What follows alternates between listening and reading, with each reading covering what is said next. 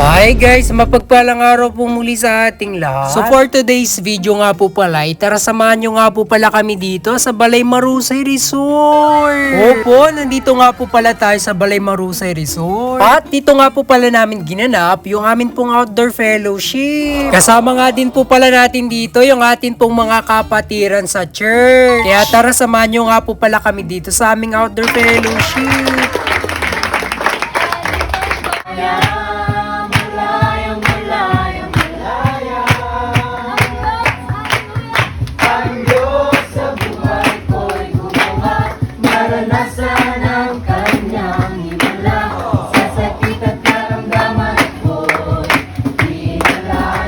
Sakto nga din po pala yung amin pong outdoor fellowship dahil sa araw na ito, alam nyo ba, nakarawan nga din po pala ni Ate Carla. Sa video na ito ay matutunghayan nyo nga po pala kung gaano nga ba kasaya yung amin pong team building dito nga po pala sa Balay Marusay Resort. Marami nga po pala kami ditong ginawang activities na kung saan dito nga po pala ay nag-enjoy ang bawat isa nga po pala sa amin. Kaya kung gusto mo nga din po pala mag-enjoy, panoorin mo to hanggang sa dulo ha. Ngayong araw na ito ay nandito nga po pala kami sa Balay Marusay Resort. Dito nga lang po ito matatagpuan sa Barangay Ano. At dito nga po palang place ang napagdesisyonan ng aming pong mga committees sa church. Napagdesisyonan nga po nila na dito nga po pala namin ganapin yung aming pong outdoor fellowship at ganun nga din po pala yung aming pong team building. Dahil ang kagandahan dito guys, ang kanilang place kasi dito, area ay malawak. Tapos tatlo pa yung kanilang swimming pool. May pambata, mayroon nga din po palang pangmatanda. May slide na nga din po pala yung isang swimming pool. At yung isang swimming pool nga po pala nila, umabot nga po pala ito ng 5 to 6 feet. Tapos alam nyo ba guys kung ano pa isang kagandahan dito guys? Malinis ang kanilang resort.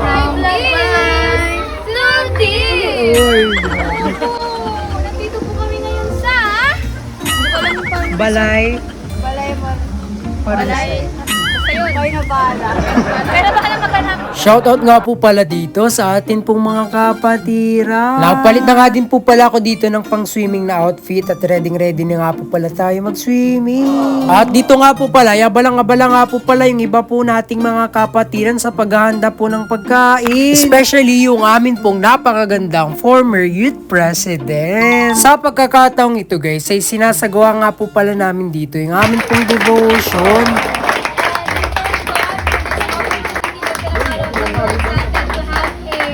An outdoor fellowship, of course, fellowship sa mga kapatid natin at higit lalo sa ating Panginoon. Kaya sa mga kapatid, malaya natin na awitan ng ating Panginoon ng pagpupuri at pagsama sa ating Panginoon.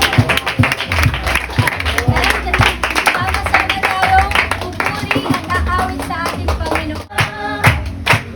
Malaya.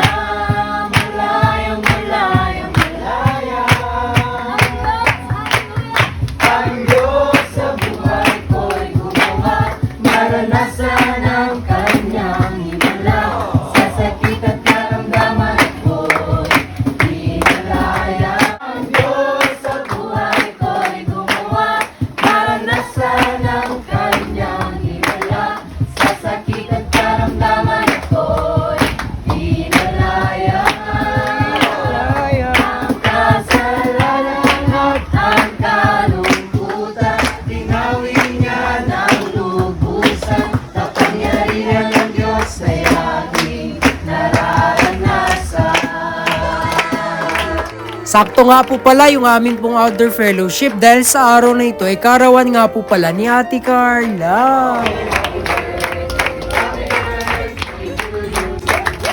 Siyempre, sa mga gantong mga pagtitipon guys, ay hindi mawawala dito yung mga pagkain. After ko nga po palang kumain guys, ay nag-swimming na nga po pala ako dito. Time check, it's already 1 PM in the afternoon na nga po pala sa mga oras na ito. So, sobrang init guys, yung iba po nating mga kapatiran ay ayaw pa nga po palang mag-swimming. Alam mo naman, itim sila guys. Eh, may team naman na sila. Joke lang po.